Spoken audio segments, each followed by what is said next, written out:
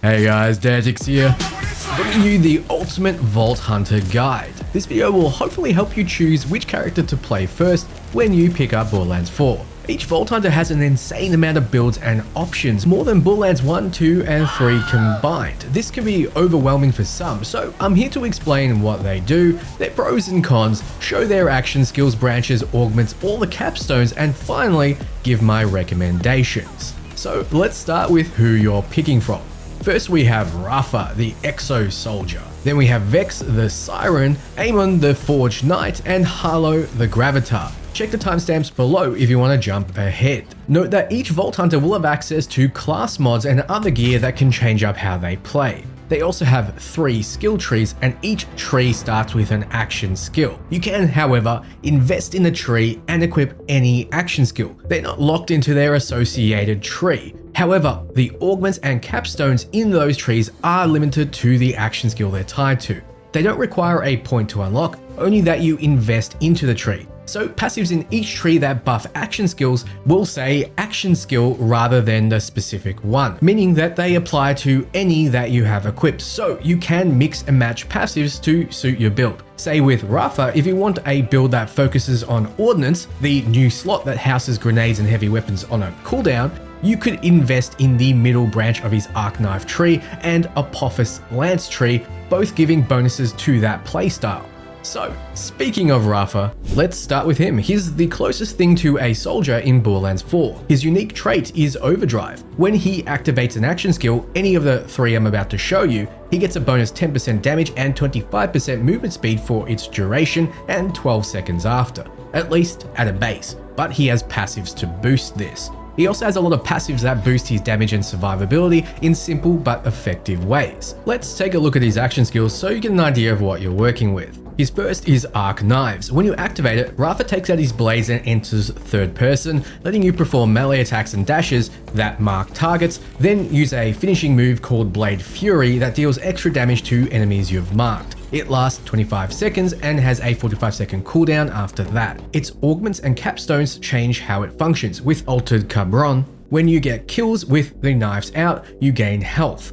Also, whenever you gain health, you get a stacking buff that increases corrosive damage and movement speed, up to 375% bonus corrosive damage and 250% movement speed at 25 stacks, and this is no small amount. You'll be flying around the battlefield melting faces. Next is Dead Man Walking, which makes it so Arc Knives no longer end when their 25-second duration runs out. Instead, you start losing health. 1% per second and an extra 2% per second every 10 seconds, so you will eventually die. However, you can end it early by activating Blade Fury, which is the finishing move, by pressing the action skill again, or if you enter Fight for Your Life, aka Get Downed.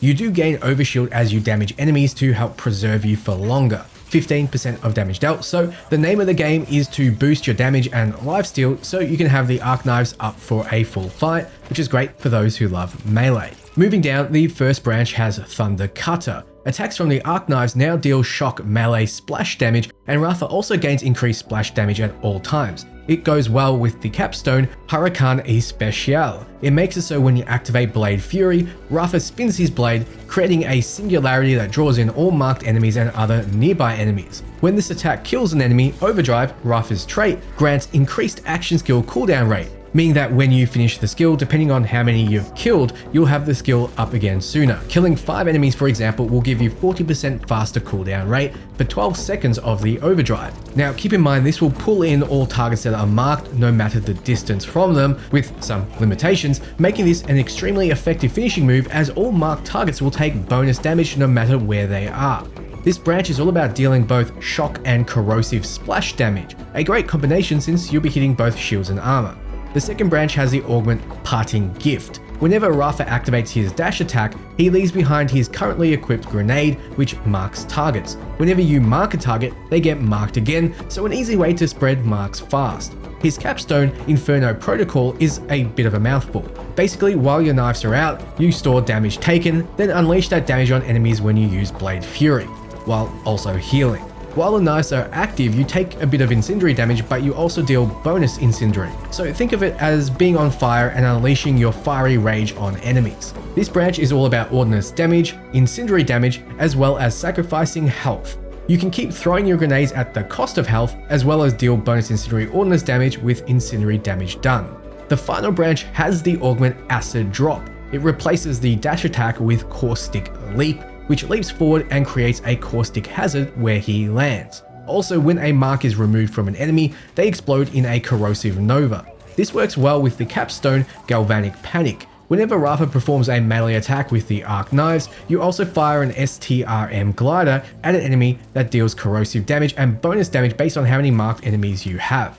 Killing an enemy extends the action skill duration, and activating Blade Fury ends the skill and fires a volley of STRM gliders. So this branch is all about corrosive damage and extending the action skill's duration. The longer it goes, the more damage it does. Now we move on to Apophis Lance. Activating it equips Rafa with an offhand arm cannon that decreases Rafa's gun handling, so you can continue to fire your main weapon with this out. The lance fires piercing shock ordnance blasts, 3 charges to begin with. You also hold down fire to charge, consuming the unused charges and increasing its damage, projectile size, and speed. The cooldown is a low 20 seconds, so you'll be firing it often. Sangri Pour Sangri makes it so when you consume a charge, you get increased action skill cooldown rate, 75% at 3 charges, so it's no small amount. You'll be firing much more often. Battery Subscription Service gives the lance an additional charge. Also, when he consumes 4 or more charges at once, he gains 100% action skill potency, making the blast deal a lot more damage. The first branch has Ojo Rojo, and it gives the lance a 40% chance to crit. When you damage enemies with the lance, Rafa gets a universal 35% chance to crit for 8 seconds, making him quite effective at pumping out damage. The Capstone Project Raiju turns a lance into a close-range shocking taser that deals shock damage in an arc in front of him, dealing greater damage the longer you hold the attack. So this branch is about applying the shocked status effect, which extends the action skill duration and critically hitting enemies. The middle branch starts with Gibby Struct module. When Rafa kills an enemy with the lance, you spawn a free grenade on that enemy. Great for ordnance builds, which this tree is all about. The Capstone Project Basilisk makes your lance fire a blob that splits into smaller blobs, dealing corrosive damage. The amount of splits is based on the amount of charges consumed. This branch is all about ordnance damage. Keep in mind that the lance is ordnance damage as well. The branch also has a side focus on corrosive damage. The third branch starts with Engorged Bore, which gives the lance an increased projectile radius and speed, while giving the Capstone an increased number of chains. So you'd only really ever use this with the Capstone Project Gorgon, which turns the lance into a laser. It pierces through enemies, dealing incendiary damage. Holding fire causes the laser to deal increased damage and chain to more enemies as it consumes charges. This branch, surprisingly, is about overdrive effects, stacking them to become very effective in combat. Rafa's final action skill is Peacebreaker Cannons. Activating it equips Rafa with shoulder-mounted kinetic gun damage dealing cannons that auto-fire on enemies in front of him. They last for 18 seconds and have a 35-second cooldown. The first augment, Instincto, gives the cannons increased crit chance. You can activate them again to increase that chance, but the skill will drain faster. Also, when you kill, you restore action skill duration, meaning they'll last longer, so kill to keep the pain coming. Next is Bullet Buddy Deluxe. While the Peacebreaker cannons are active, Rafa and his allies regenerate ammunition while the cannons deal bonus incendiary damage based on how full his gun is. The turret shoots exploding bullets when the mag is full. You can also activate it to make your guns consume no ammo, but the skill duration drains faster. Some guns really like the consume no ammo portion, like Jacob's shotguns. The first branch has Hell in a Shell. Pressing F while the Peacebreaker cannons are active causes them to fire 2 fire bombs that deal incendiary damage in a large area. Killing enemies restores some of the cooldown of this, flashy and deadly. That goes well with Double Auto Shot, the Capstone, which converts the cannons into shotguns that deal increased damage and ricochet off targets. Now, this might be less obvious, but this branch is about indirect projectiles. Anything that isn't fired from your gun, like action skill weapons, thrown guns, and gliders. This is a unique build idea. The middle branch starts with Insta-Fort Battle System. Most importantly, it makes the cannons deal ordnance damage and makes you deal increased ordnance damage while they're active. You can also disconnect them and turn them into a turret, which occasionally fires grenades. That goes well with Beam Team, the Capstone, which replaces the cannons with shock and corrosive beams that fire independently. Whenever you apply a status effect, you get increased action skill damage, getting up to a huge 250% at 50 stacks. So this branch, being a middle one for Rafa, is unsurprisingly great with Ordnance. It also adds in status effect bonuses. The last branch is Unmissable Missiles, letting Rafa fire the action skill again to fire a volley of homing missiles at enemies in view at the cost of action skill duration. Straightforward but effective. It goes well with the Capstone Volatile Hollow Points, which replaces the cannons with rockets that deal splash damage. This branch, like the other right-hand branch, is about buffing overdrive and overdrive effects, even doubling them, as well as enjoying splash damage. So those are Rafa's action skills, augments, capstones, and branch paths. As you can see, he's all about putting out damage in direct ways. He focuses on shock and corrosive damage, but can deal out the occasional incendiary. He has a lot of passives that benefit his guns and buffing his outputs for durations. He will be rotating between activating action skills and firing like a madman. His downside is he won't be doing flashy things that some of the other Vault Hunters are capable of, but if you want a reliable and always effective main, Rafa is your man. Hey guys, a brief pause. This video took an incredible amount of effort. You can't respec your character just anywhere, and the footage we're allowed to show is deep into the game. That means for each capstone, I had to go back to town, respec, and then fight until the point we can show. I also had to fully complete the main mission in order to make level 30 characters. It took a long time. Excluding the finishing of the game, it took at least 40 hours to make. So if you can, I'd really appreciate a subscribe, hit the bell, do all that YouTube stuff. Anyway, thank you, back to the video. The next Vault Hunter is Vex the Siren. Her unique trait is Phase Covenant, and it makes it so your action skill and your melee becomes the element of your currently equipped gun. Now this makes her quite adaptable. See a shield, change to shock. See armor, change to corrosive. Even though Sirens feel like action skill focused casters, she's actually closer to a necromancer, with two of her action skills summoning minions. Her first is Phase Phamiliar, and with it equipped, she will permanently have out a pet named Trouble. He respawns after a cooldown when killed and looks different depending on your capstone. Pressing the action skill will teleport Trouble to where you're aiming, dealing damage in an area and transforming Trouble into a badass, fully restoring health and getting increased damage for a duration. The first augment, Violent Outburst, gives you the ability to hold the action skill button to explode Trouble, dealing ordnance damage, like grenades and heavy weapons do. This restores health to Vex. If he's badass though, you sacrifice 33% of his health instead of killing him. Well, quite a brutal skill, but very necromancer. Blink Strike is better if you don't want to hurt your good boy. It makes him Blink Strike instead of explode, and it always crits if the enemy is less than 50% health. The first branch has Hexus Nexus, making Trouble now taunt enemies, which further reduces the likelihood they attack you. You can also hold the action skill button to make Trouble charge, dealing melee damage in a radius and creating a singularity for a duration, sucking in enemies, which obviously works well with the taunt and your AoE. Also works well with the capstone Trouble Bubble. Trouble now gets an overshield when he deals damage. When he's badass though, he also gains an ordnance damaging elemental aura around him. Now, this branch is all about attuning to cryo damage, gaining overshield, and a side effect of ordnance damage, all kind of working together. The middle branch starts with Vorpal Fang, which gives Trouble a chance to crit. You can also hold the action skill button to make him summon phase daggers that fire at enemies. It goes well with the capstone, Double Trouble, which gives him a chance to create illusions of himself when dealing damage, so throwing out multiple daggers helps. The chance is doubled when he crits. Now, this branch is simply about critically hitting and Trouble dealing maximum damage. The final branch has Beast Mode. Holding the action skill button activates Trouble's Beast Mode,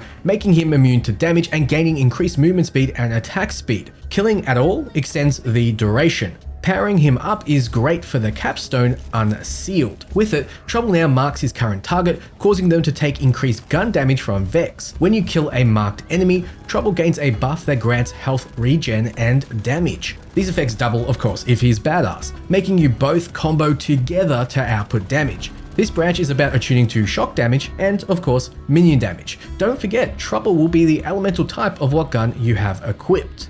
Her next skill is Incarnate. Activating it causes an explosion around her, dealing damage and fully restoring her health. So it's a good oh shit button. But for a duration, you can also press the action skill to fire Eldritch Blast. Gun damage will reduce the cooldown on these blasts. Now, the first augment is Geist Wave. Instead of an explosion, she launches off a wave, dealing ordnance damage to those it passes through, while also making them more vulnerable to damage. The next is Energy Vampire. It grants her a damaging aura when the skill is active, while granting overshield. When she kills, the effect gets stronger. In the first branch, Iron Maiden makes the Phase Explosion and Eldritch Blast restore shield for each hit enemy and deal increased damage based on Vex's current shield amount. So find those big turtle shields. The capstone is Desecration. It makes it so the Phase Explosion and Eldritch Blast also create hazards, dealing damage over time. The blast is also now homing. If it hits an airborne enemy, it bursts after a delay, dealing damage in an AoE.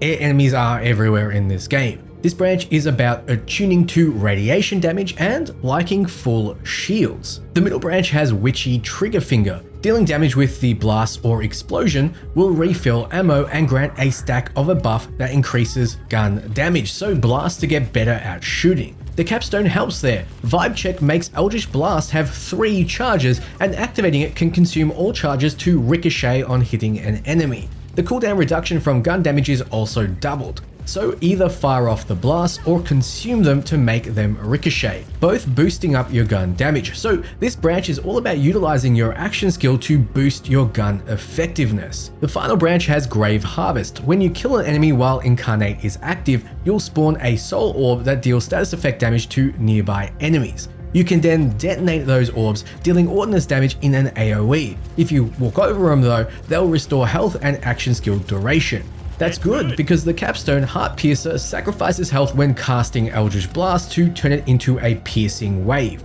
The wave damages enemies and heals allies. Yes, you can become a healer. It gains bonus damage and healing based on sacrificed health. Most importantly, Eldritch Blast no longer has a cooldown, so you can spam it as long as you're alive. So this branch focuses on, surprisingly, kinetic damage. It also focuses on lifesteal and sacrificing health or being healthy. Very, very interesting. Her final action skill is Dead Ringer. It has 3 charges, and by spending 1, you can summon either a Reaper minion or a Spectre minion. Play the Mass Effect music. The Reaper minion taunts enemies and deals melee damage, and the Spectres are stationary but fire a gun. Both minions slowly lose an ever-increasing amount of health over time, so yes, they will eventually fade away. The first augment is Ghast Blaster, and it makes it so Spectres can use Ghast Blast, dealing damage to enemies on impact. Spectres will use it on spawn and after they reload. The next augment, Coven, makes it so when you spawn a Reaper, Vex and her minions gain increased health regeneration for a duration,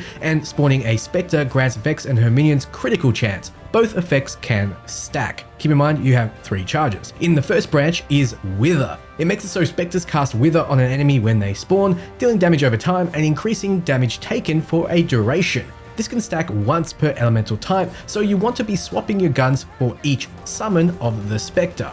Also, killing a withered enemy allows Spectres to use the ability again. This goes well with Heirloom, the capstone, which actually gives Spectres a copy of Vex's currently equipped gun for a duration. We all know how nutty weapons can be in Borderlands, and this is essentially doubling your damage output. This branch is about attuning to corrosive damage, status effects, and swapping weapons. Also summoning Spectre minions. The middle branch is Hellish Harvest, focusing on Reaper minions, giving them the ability to deal melee damage 3 times in a large area as they spin around, regenerating health for each enemy hit. They use the ability on spawn and every 3rd melee attack. Continuing the focus on Reapers is the capstone Grim Reaper. Pressing and holding the action skill spawns a Grim Reaper that drains nearby enemies for status effect damage over time, making it regenerate health. When an enemy dies while being drained, there's a chance to summon a new Reaper. So this branch is all about attuning to incendiary damage and throwing phase daggers as a melee override.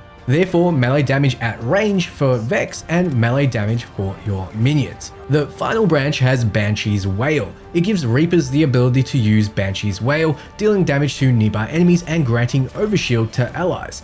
Damaging enemies also deals less damage for a duration. Well, this is an augment you want for your Reapers, but why not grab Hellish Harvest as well?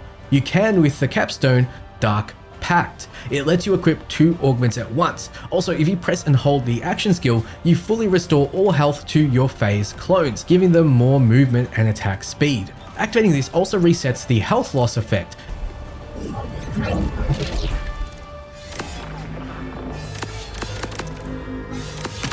Now, this branch is all about making a large minion army and buffing them up to the maximum. So those are Vex's action skills, augments, capstones, and branch paths. As you can see, she's quite complex in the variety of playstyles. She can focus on most of the elements, even kinetic, and she can play a minion focus, damage focus, ordnance, or even overshield focus. Her downside is you have to rely on minion AI, and that's not always the best in these kinds of games, and also you have to keep an eye on what element guns you have equipped, as it does change up her action skills output. So say you find a nice shock weapon, but your build is radiation. You might have to swap out that shiny new weapon before casting your action skill, then swapping back to it. Leveling up though, she is one of the easiest Vault Hunters, as her pets distract enemies for you. Even her action skill that doesn't use minions fully heals you, so if you like necromancer characters in games, you're going to love Vex. Amon the Forge Knight is next, and he's the most action skill oriented character in Borderlands 4. His unique trait is Forge Skill. Essentially, this is a placeholder, as each of his 3 action skills also have a Forge skill tied to them. So you press a button to activate your action skill, but hold the button to activate the Forge skill, both of which have a separate cooldown. So Amon has 6 action skills in a way, and I'll go through them together. Amon has a lot of passives that boost his melee damage, health, as well as his cryo, incendiary, and shock damage. So his first action skill is Crucible. It has 3 charges. Spending one gets out a flame and frost axe. You can swing these in melee, but what they're most used for is to be thrown out. You pick one with left or right click or left or right trigger and throw it, dealing cryo or incendiary melee damage. All his action skills actually deal melee damage even if they don't hit in melee, so keep that in mind when you're build crafting. So these axes will lodge in enemies, priming them for detonation, which leads into his Forge skill. The skill you get for equipping Crucible. It's called Double Edge, and it throws out a boomerang axe to deal cryo damage on the way through and incendiary on the way back. Most importantly, it detonates primed enemies. Primed enemies will also detonate if they die. Now, the first augment is Axe and Stone. It gives Amon increased movement speed after hitting them with an axe and lets him prime enemies with melee attacks, obviously leaning into the melee aspect of the axes, but also detonating a flame axe restores action skill cooldown, and detonating a cryo axe restores ordnance cooldown, letting you lean whichever way you want. Endless War is next and makes it so primed enemies take increased gun damage for each stack of prime. Also, if Amon detonates an enemy, a new forged axe is spawned to seek out and prime another enemy. The first branch has Hour of the Hammer. Instead of axes, Amon now readies forged hammers, choosing either frost or shock. These also deal area damage on impact. Then we have the Capstone, which changes the Forge skill to Snow Maul, essentially changing it from a boomerang axe to a boomerang hammer. This hammer ricochets between nearby enemies. If no targets are found, it deals damage an additional time. For each detonation it causes, it ricochets an additional time. So hammers are great if you like priming a bunch of enemies and then detonating them all. This branch is all about ordnance damage though, dealing more ordnance damage and summoning hammer drones that seek out targets and deal ordnance damage as well. The next branch has Blade Tempest. Amon now chooses between flame or shock swords instead of axes. However, whenever we activate it, it consumes all current charges to launch a barrage of forged swords in front of Amon. They still prime targets. The Capstone, Storm Surge, continues the trend. It turns Double Edge into a sword boomerang, dealing area shock damage. It also creates a Forged Storm on impact for a duration. This branch is focused around the temporary minion Forge drones and shock damage. The final branch has Searing Cold. It makes it so your frost axes freeze on impact and flame axes pierce through enemies, both prime targets still. The Capstone, Conflagrang, makes it so Double Edge now deals incendiary melee damage in both directions in a bigger radius, but also leaves a trail of fire. Also, detonations and damaging enemies with the ability will restore 10% of its cooldown. This branch is all about using both incendiary and cryo together to boost each other's effect. His next action skill is Onslaughter. When activated, he charges up his fist, gaining constant shield regeneration and increased movement speed, but also bonus incendiary damage with guns. Pressing melee or action skill again will rocket punch him forward to damage enemy targeted. The forge skill tied to this is Molten Slam. By pressing and holding the action skill button, you slam a Forge Hammer into the ground for a large amount of AoE melee damage on a long cooldown. The first augment is Pyroclast. When you activate your action skill, you fully restore health and shields and are surrounded by a storm that deals incendiary damage. If you kill an enemy inside this storm, it restores action skill duration and increases the damage of the storm, essentially making the action skill last as long as you keep killing. Thermal Diffusion is next and makes it so the Rocket Punch has 2 modes and gains increased radius and bonus damage based off Amon's max shield capacity. Pressing the action skill button causes an incendiary melee rocket, whereas pressing the melee button causes a cryo melee rocket. The first branch has Fell Frost, which makes pressing the action skill again after rocket punching cause a follow-up cryo melee attack in the area. This kills non-boss enemies below 25% health. The capstone changes the Molten Slam to Hoar Cleave. It's now a giant frost axe that launches a wave of cryo melee damage forward and freezes enemies it passes through. Enemies killed cause a detonation of cryo damage. This branch is interesting as it focuses around cryo damage and going berserk, as well as bloodlusted when he activates his forge skill or his shield breaks. The middle branch is Force of Nature. While Onslaughter is active, gun damage dealt to enemies will prime them, meaning if they die or are hit with a forge skill, they will detonate, similar to the priming effects of Crucible. The capstone, Molten Royal, makes it so Molten Slam gains increased radius and stores damage. After dealing damage, pyres will erupt under up to 3 enemies, dealing damage based on how much damage was stored. This branch is about melee damage, full shields,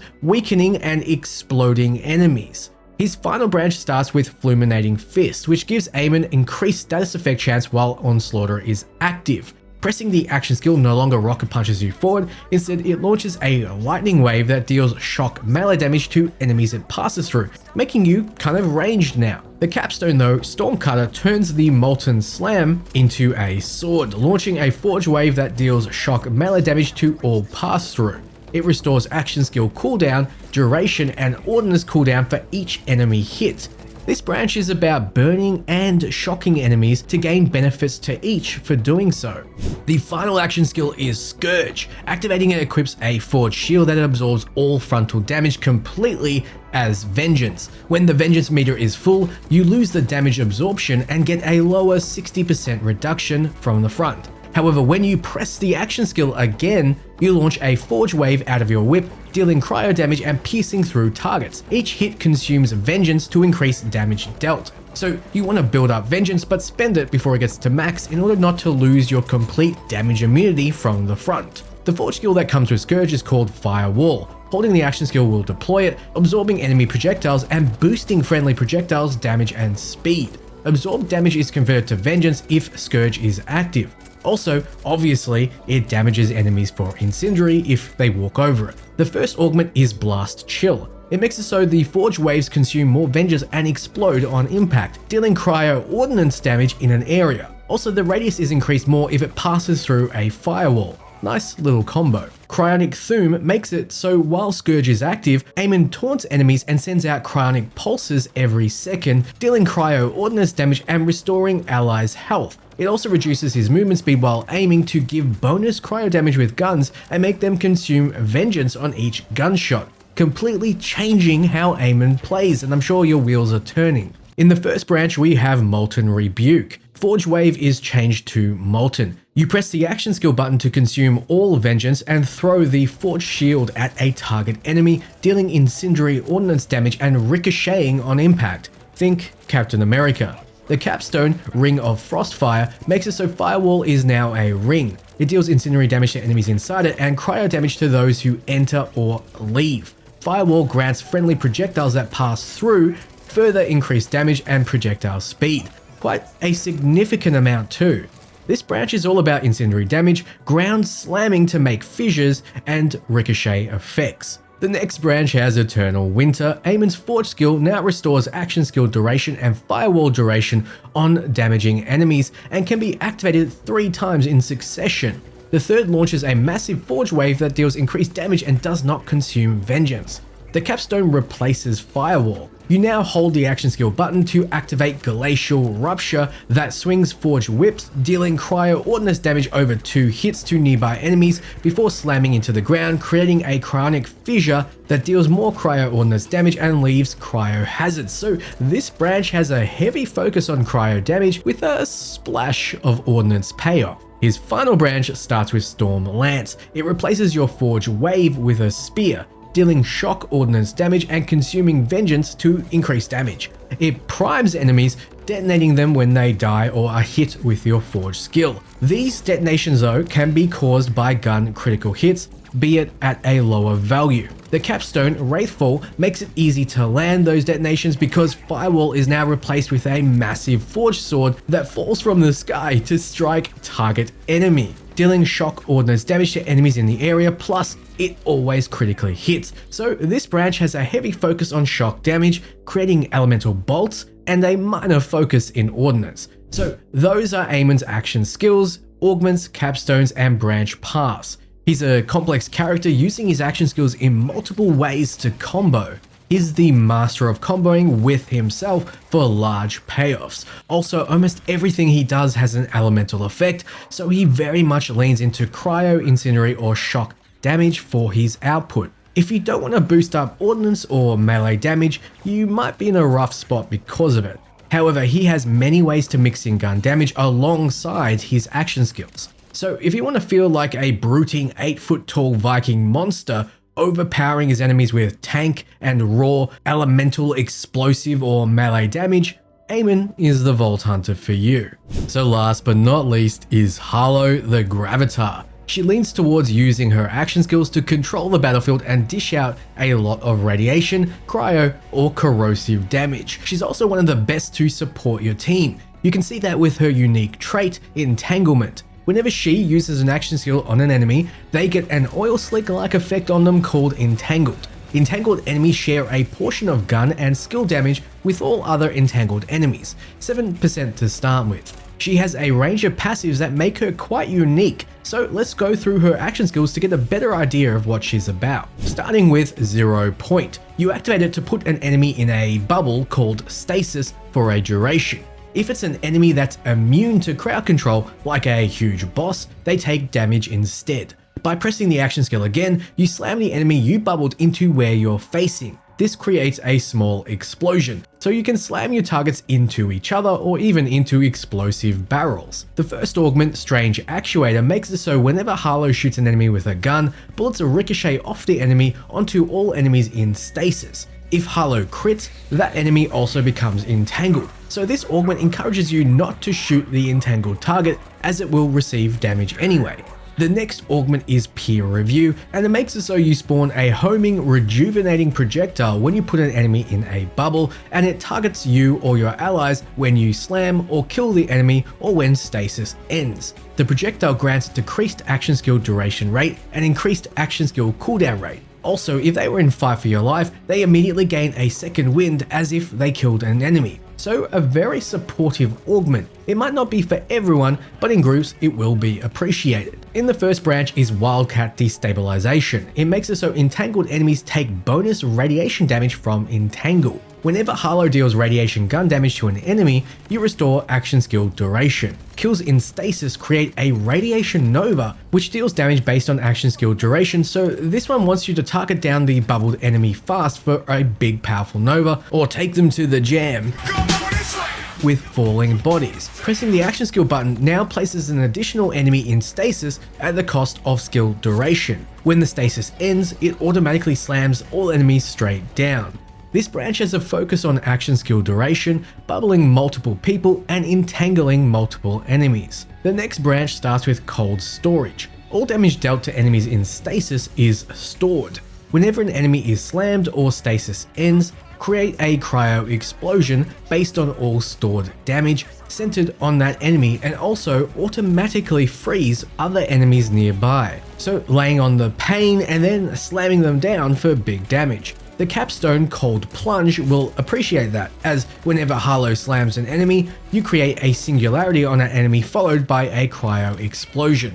Singularities suck in nearby enemies, so that explosion will do some work. This branch is all about cryo damage with a side focus on over shields. The last branch has inertia. Whenever an enemy Harlowe has in stasis dies, a new enemy is automatically added to stasis. When this happens, Harlowe's action skill duration resets, however it drains quicker. What's that? You wanted to slam again? With ground state, the capstone, every time Harlowe slams an enemy, gain increased slam damage and slam damage radius. Enemies in stasis take decreased damage from it, but you can press the action skill to slam all enemies straight down.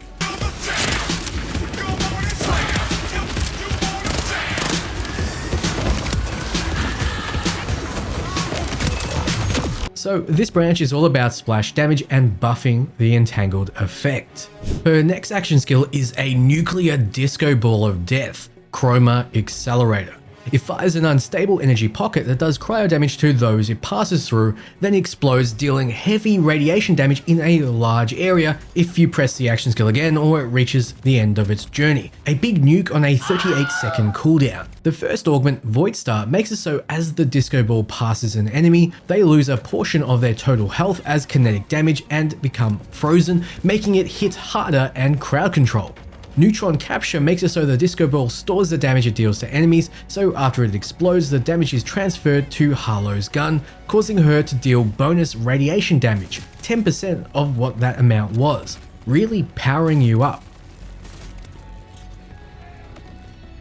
The first branch has Field Research. Whenever Harlowe kills an enemy with the disco ball, and when she kills an entangled enemy while the disco ball is active, refund a portion of her next action skill. 20% per killed, so killing 5 fully restores the action skill.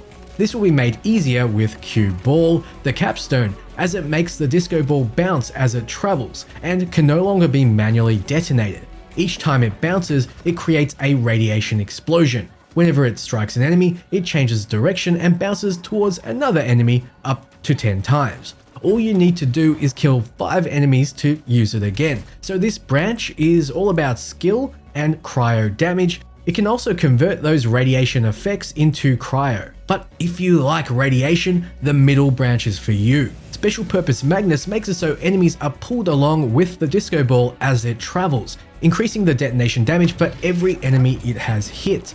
Then the capstone, Demon Core, makes it so the disco ball shoots radiation darts at enemies as it travels. Whenever Harlowe entangles an enemy while her action skill is active, automatically irradiate that enemy. Naturally, this branch is all about radiation damage, irradiating enemies, and payoffs from irradiating them with explosions and hazards. The last branch starts with Containment Breach, and whenever the disco ball detonates, it splits into several smaller, fast-moving disco balls. These explode as well, but smaller.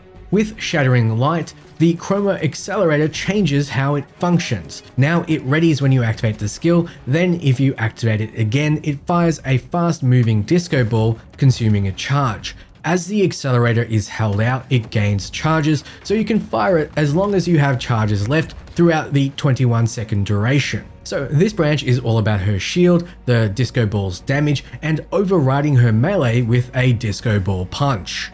Her final action skill is Flux Generator. It makes her throw out a tech object to the ground which creates an energy field around it. This deals cryo damage to enemies inside and gives overshield to allies inside. You can activate the skill again to reposition it. It lasts 22 seconds on a 55-second cooldown. The first augment is Coronal Mass Ejection. It makes it so all enemies inside the generator lose elemental resistance. This is a huge debuff to enemies. Allies also gain 100% increased status effect chance, and I can't ever imagine this is a bad augment. Next is Blue Giant. It makes it so the generator has an increased radius. Additionally, when she moves the generator, she creates a cryo hazard where it was and a radiation hazard where it's next placed. In her first branch, she has Unified Theory. The generator gains increased action skill damage. This effect is increased based on how many allies and enemies are inside. The area isn't big enough to make this go absolutely crazy, but with a big enough team, you could get a serious boost. The capstone, Potential Transference, makes it so whenever Harlowe relocates the generator, it's teleported to a location in her crosshairs, consuming a charge and creating a shock burst, damaging enemies and generating a free second wind to allies and healing them on 3 charges. So it's kind of like the new Ripper teleporting grenades. Now you can use it offensively to teleport damage to enemies or supportively to resurrect allies at range. This branch is a bit of a mixed bag of effects, from status effects to melee damage to overshield requirements. The middle branch starts with Nuclear Winter. Whenever Harlowe and allies are inside the generator, they deal bonus cryo damage. When they leave, they deal bonus radiation damage for a duration. Whenever Harlowe deals status effects to enemies, they become entangled. Then we have the capstone Violent Horizon. With it, Harlowe's Flux Generator occasionally shoots radiation projectiles at nearby enemies outside the radius. If they irradiate an enemy, the enemy gets pulled into the generator's radius. If you re-trigger the skill, instead of relocating, it generates a singularity burst that drags in nearby enemies and increases the action skill's power, which of course is cryo damage over time. So this branch is focusing on radiation damage, but also lets her swap positions with her generator like it's a teleport. The final branch contains Perpetual Engine. It makes it so when she activates the Flux Generator, she gains damage reduction and increased action skill duration for each entangled enemy and each additional enemy she entangles while her action skill is active. So get enemies in to keep it going. The capstone though is the most group orientated in the game. Group Study makes it so Harlowe spawns a Halo sidekick for each ally inside her Flux Generator. They automatically fly to each ally and hover near them, granting increased gun damage, fire rate, and reload speed. If you re-trigger it, it overloads the Halo, increasing the effects but making the skill duration run down faster. Naturally, this is going to be okay solo, but great with a big group of friends. So this branch is all about team play, giving your allies free grenades and buffing them.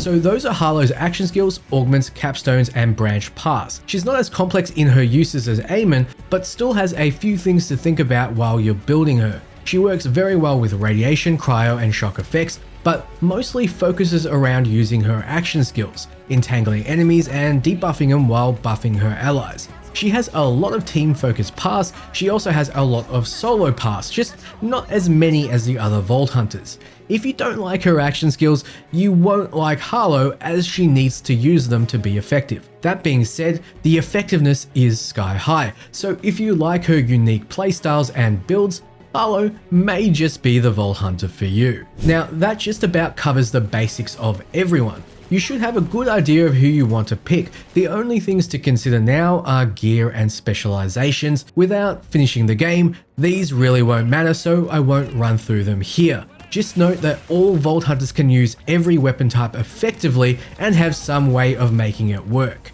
Rafa though has the most skills that buff his straight gun damage output. Vex makes for the best sniper with her passives and skills that support it, and Amon and Harlowe are best with shotguns and getting in close in various ways. For videos on just why, check the description below, and I'll also make more in-depth build videos where I will suggest specializations and gear. All in that description below. But what do you think? Have you chosen a main? Let me know who and why below. I'd love to know. This video took an insane amount of work, so I'd really appreciate a subscribe, a like, or anything really.